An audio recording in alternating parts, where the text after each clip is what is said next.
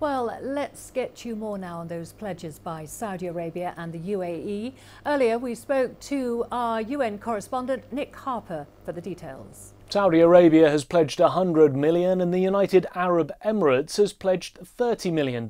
These are significant sums to help the G5 Sahel joint force. 10 months after the group launched, the G5 aims to combat extremist groups in Burkina Faso, Chad, Mali, Mauritania and Niger. But funding has been problematic and it's struggled to obtain financial support from the United Nations itself, despite the fact that the UN Security Council approved the creation of the anti-terror group.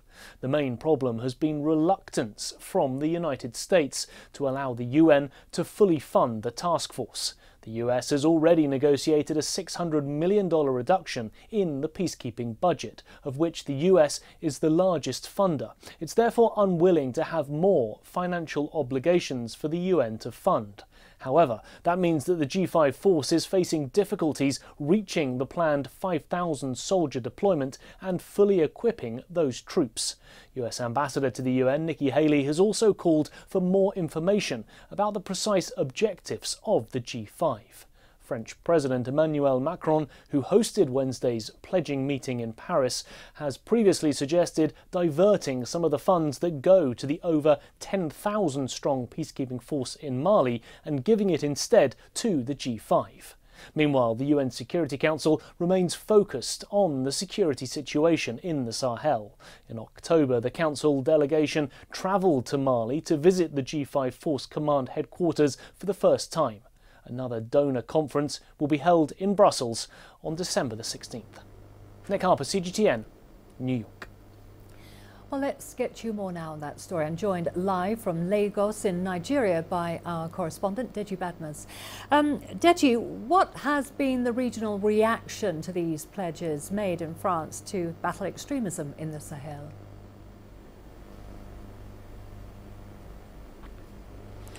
Well, Karen, the initiative has been welcomed in the Sahel region, with the exception of Algeria, of course, as you've been reporting there.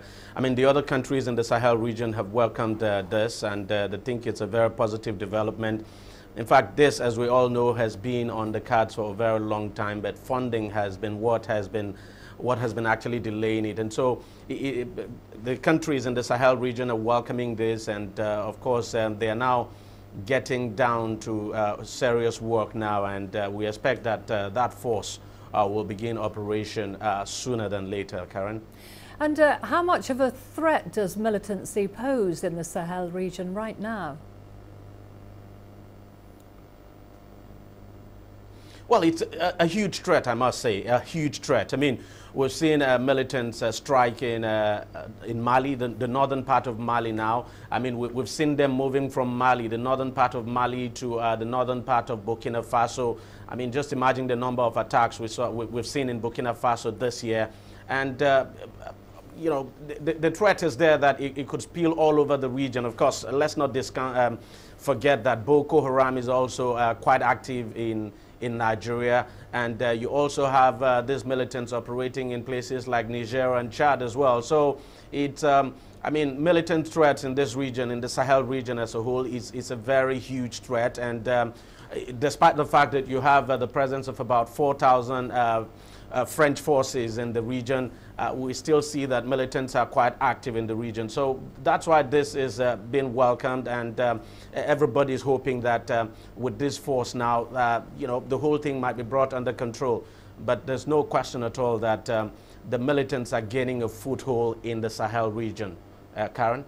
Well, let's talk about Nigeria. It's battling Boko Haram militants. As you said earlier, Nigeria wasn't included. Why weren't they there at the summit? Well, I would think it's just because Nigeria has got its hands full at the moment. I mean, battling Boko Haram is still not a spent force. And don't also forget that Nigeria is actually leading the multinational joint task force initiative. That's another regional force as well.